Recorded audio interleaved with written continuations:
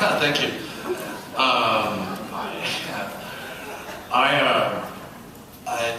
I noticed the police are here tonight, and I'm happy about that. You don't love cops till someone's trying to kill you.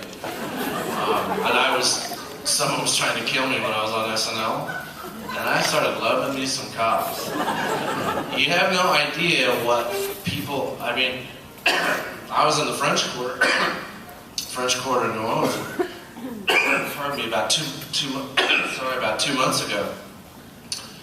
And a guy gets in the booth with me and puts his arm around me in a familiar way and says, "We thought you might want us to sit with you," while two other dudes got in the booth with me. And I said, no.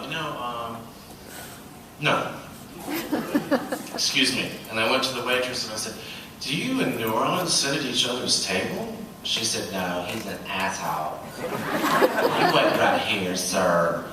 And it went 30 seconds later, it looked like 4 New Orleans Saints in cop gear on giant horses pulled up in front of this bar, Yo Mama's in the French Quarter. And I went up to the first one and I said, "Officer, there is some trouble in there. I don't want any problems. I'm leaving, I'm going home, I don't want any problems." This is exactly what he sounded like. He said, "Ain't gonna be no problem." You walked up right in the middle of my punchline. It's alright, I'll get to my golf story. He said, "Ain't gonna be no problem." And I said, "Wow, the Terminator's a black dude." I never saw someone so ready to deal with violence. That's kind of what those guys in the Quarter do. So he walks over to this table and he says to these guys, "How y'all doing?" And they were now talking a little bit like termites, like, he said, "In a French Quarter is all about choices.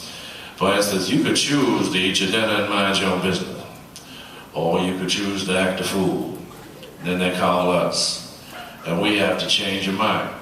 Now, how do you think we do that?" He said, "I'll give you a hint. It doesn't involve holding hands and singing Kumbaya." And they're like, "Sorry,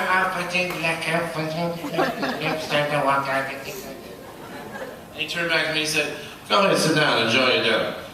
I said, "Well, okay." Just before he got to the door, he turned around and he went, "By the way, I love the way you do Bill Clinton."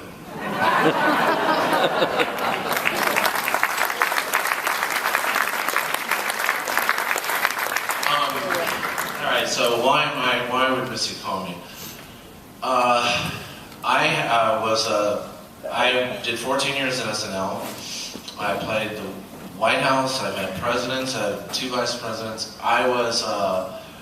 The book talks about, I was in 9 psych wards, 2 lockdowns. I used to cut my wrist, sometimes before Saturday Night Live.